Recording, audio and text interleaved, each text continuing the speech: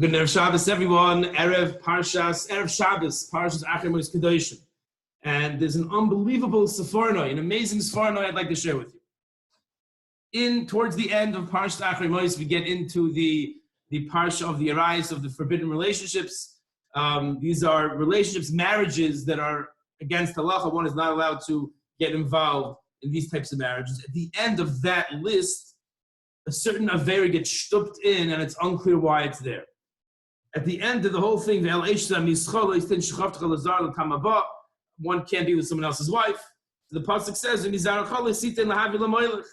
that the Torah is warning us against offering up our children to an avodah zarah called moilech. What was moilech? It's a machlokes. The Rambam learns the moilech in avodah zarah in Perek Zayin.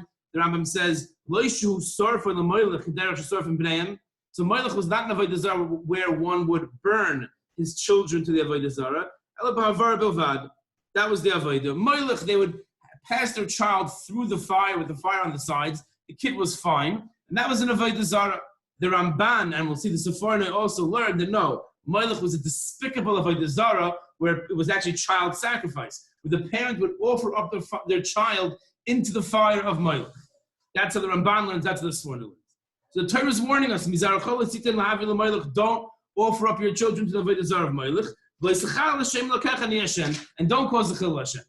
Two questions. Number one, what is the chil Hashem of moilech more than any other avodah zarah? Why is the Torah specifying moilech as a chil Hashem? Every avodah zarah is a chil Hashem. We're foregoing a Kodesh Baruch Hu who helps us and gives us everything for an avodah zarah that doesn't work. Vas epis moilech is the chil Hashem. And secondly, why is it coming right after the arayos? It's like it's totally out of place, it appears. You have the whole list of the arayos, and all of a sudden, moilech. And then the parsha ends. So what's going on? The Seforno in Perek Yudches and Pasuk Chafalav says as follows. What's going to happen? A person's going to bring his animals to HaKadosh Baruch Hu as korbanos. And to moilech, the person's going to bring his child. In addition to the moilech being an avodah zarah, the fact that the person's offering up his child to moilech and only his animals to a Kadosh Baruch Hu shows that not only is he doing avodah zarah, but he's giving more chashivas to avodah zarah more than a Kadosh Baruch Hu, and that creates the chil Hashem. We have to make sure that in life, Baruch Hashem, I don't think any one of us, I'm not chayshing anyone sacrificing their children to moilech. But we have to make sure in our lives that there isn't this perception that certain things that are not Torah and mitzvahs are more important than Torah and mitzvahs. We're not putting more effort and more koiches into non-Torah mitzvahs endeavors than we are into Torah mitzvahs endeavors. Because the Seforno is defining for us a chil Hashem. A chil Hashem is when a person puts more chashivas into secular, mundane things that he does into his religion, into his Torah and mitzvahs. Let's say a person's going to get matzahs for Pesach. He's going to put more koiches into buying a new appliance, buying a blender. He'll check that out more and look to make sure it's perfect. And the matzahs will go to the store and pick up any matzahs he wants. Right? So that's giving more chashivas to secular than it is to Torah and mitzvahs. And that's what the Seforno is saying is a chil Hashem.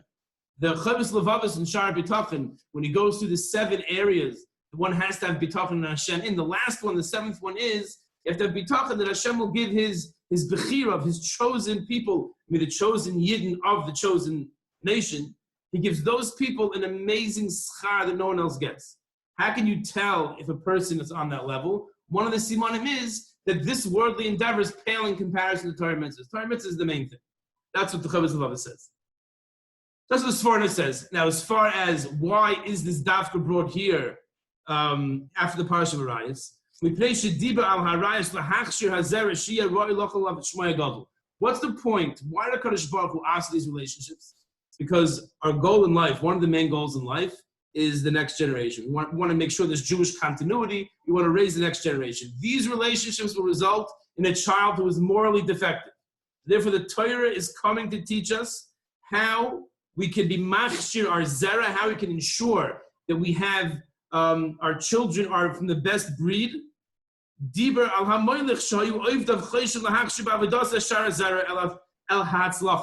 The concept of moilech was that we sacrifice one child for the benefit of the other children. A person takes one child, he gives up that to the avodah zarah, and that's a segula. They thought in their tipshus, in their foolishness, that's a segula that the rest of the children would turn out well.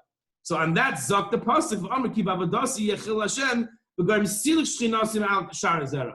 Comes the Torah and says, no, this is the way to make sure that your children will turn out fine. Keeping the halachas of arayis. If a person is going to be mavir his son to Moilech, Hashem will make sure mita connected mita, the opposite happens.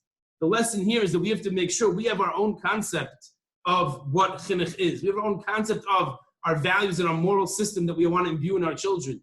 This Seforno is teaching us we have to make sure that our concept of being machshir our zera, our concept of making sure our children turn out well is congruent with the Torah.